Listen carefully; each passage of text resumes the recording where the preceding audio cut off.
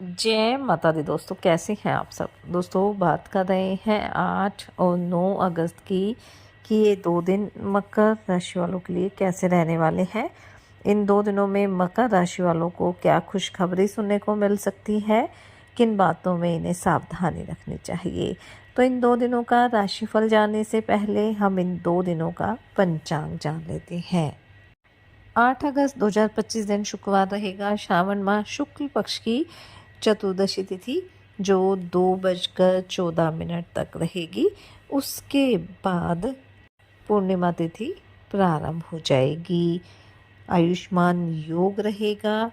उत्तराषाढ़ नक्षत्र रहेगा। चंद्रमा मकर राशि में रहेंगे। अभिजीत मुहूर्त का समय रहेगा 11:59 से 12:53 तक।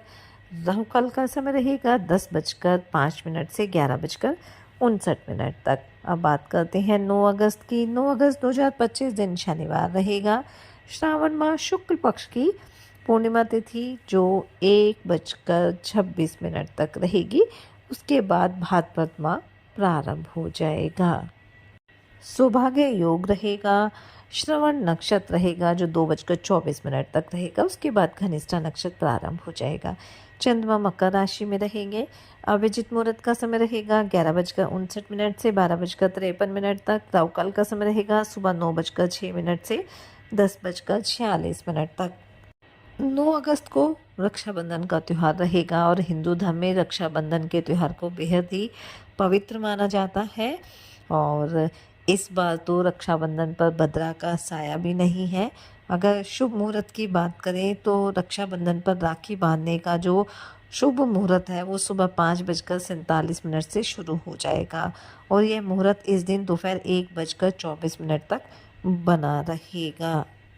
साथ ही साथ इस बार रक्षाबंधन पर सर्वार सिद्धि योग भी बना हुआ है जो सुबह 5:47 से दोपहर 2:23 तक रहेगा। इसके अलावा सौभाग्य योग का संयोग भी रहेगा और इसी वजह से इसका जो महत्व है और अधिक बढ़ गया है। 9 अगस्त को पूर्णिमा रहेगी। सावन माह की पूर्णिमा है और इसी दिन रक्षाबंधन का त्यौहार भी मनाया जाता है। और सावन मास की जो पूर्णिमा होती है उसका विशेष महत्व होता है क्योंकि धार्मिक दृष्टि से इसे बेहद ही शुभ और पुण्यकारी माना जाता है। इस दिन भगवान विष्णु माता लक्ष्मी के साथ भगवान शिव की पूजा भी की जाती है और व्रत भी किया जाता है। और ऐसा कहा जाता है कि जो भी भक्त पूरे विधि विधान के साथ इस पूर्णिमा का व्रत करता है, पूजा अर्चना करता है, उसको सभी सुखों की प्राप्ति होती है और अंत में वैकुंठ धाम की प्राप्ति होती है। साथ ही साथ धन धान्य सुख समृद्धि और सौभाग्य में भी वृद्धि होती है। इस पूर्णिमा पर स्नान दान का भी विशेष महत्व होता है। पूजा पाठ के साथ साथ इस दिन स्नान दान करने से हमें मोक्ष की प्राप्ति होती है।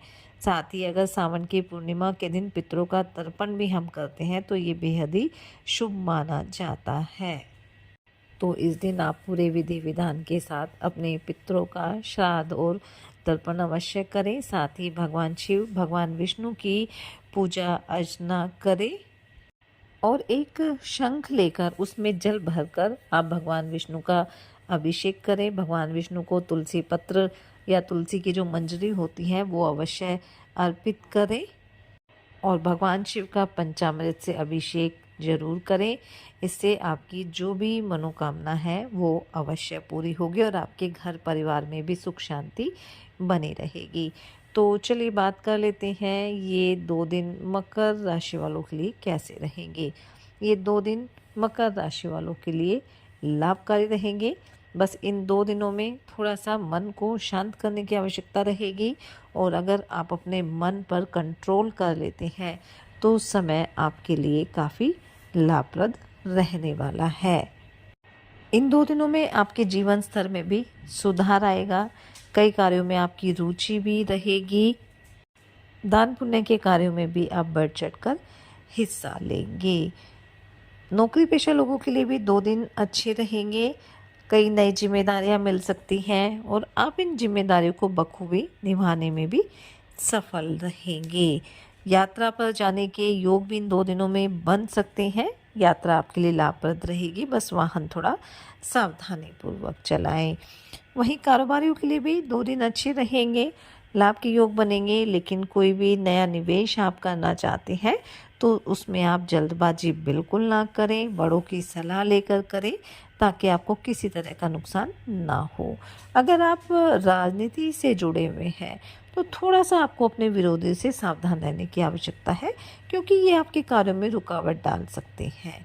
बाकी पारिवारिक दृष्टिकोण से ये 2 दिन अच्छे रहेंगे, दाम्पत्य जीवन में खुशियाँ रहेगी, आपकी कोई इच्छा भी पूरी हो सकती है, प्रेम संबंधों के लिए भी समय अच्छा रहेगा, भाई-बहनों से भी सहयोग मिलेगा, थोड़ा माता के स्वास्थ्य का आपको ध्यान रखना होगा। संतान की तरफ से भी मन प्रसन्न रहेगा, संतान को कोई बड़ी सफलता भी मिल सकती है। विद्यार्थियों के लिए भी समय अच्छा रहेगा, प्रतियोगी परीक्षा में आपको सफलता प्राप्त होगी। आपका कोई कार्य जो लंबे समय से रुका हुआ था वह भी इन 2 दिनों में पूरा हो सकता है। इन 2 दिनों में आप अपनी सुख सुविधाओं पर भी पूरा ध्यान देंगे और इसके लिए खरीदारी भी कर सकते हैं। घर परिवार में किसी अतिथि का आगमन भी हो सकता है, जिससे माहौल काफ़ी खुशनुमा रहने वाला है। जो जब तक बेरोज़गार हैं, रोज़गार के लिए प्रयासरत हैं, कारोबार शुरू करना चाह रहे हैं, किसी नौकरी की तैयारी कर रहे हैं, तो जल्दी ही आपको कोई अच्छी खबर सुनने को मिल सकती है। वहीं अगर आप अविवाहित हैं तो विवाह की बातचीत भी इन 2 दिनों में हो सकती है। अगर कुछ पारिवारिक मामले आपको परेशान कर रहे थे तो आप अपने बड़े बुजुर्गों के साथ मिल बैठकर उन्हें दूर करने की कोशिश करेंगे और उनमें आपको सफलता भी प्राप्त होगी।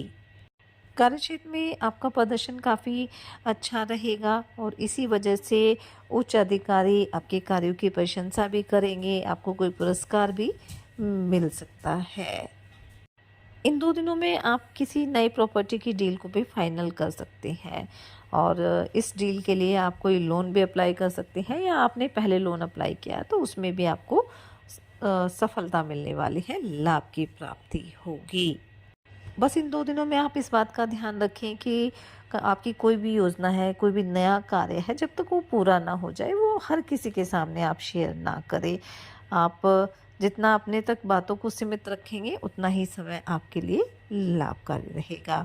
तो कुल मिलाकर कह सकते हैं कि जो 2 दिन है वो मकर राशि वालों के लिए लाभकारी रहेंगे, इसलिए इस समय का फ़ायदा उठाएं, मेहनत करें, प्रयास जारी रखें, साथ ही थोड़ा-सा धैर्य बनाकर भी चलें ताकि किसी तरह का नुकसान ना हो और सच्चे मन से आप ईश्वर आराधना भी करें, हनुमान जी और शनिदेव की आराधना करें, हनुमान चालीसा का पाठ ज़रूर करें। रक्षाबंधन का त्यौहार रहेगा तो पूरे प्यार से, भक्ति भाव से आप अपने भाई को राखी बांधें, उसके लिए भगवान से प्रार्थना करें, उसके घर में सुख समृद्धि बनी रहे और अपनी सामर्थ्य अनुसार गरीब और असहाय लोगों की मदद भी करें। इससे आपके जीवन में खुशियाँ बनी रहेगी। ये 2 दिन आपके लिए मंगलकारी रहे, इसी मंगल कामना के साथ जय माता दी।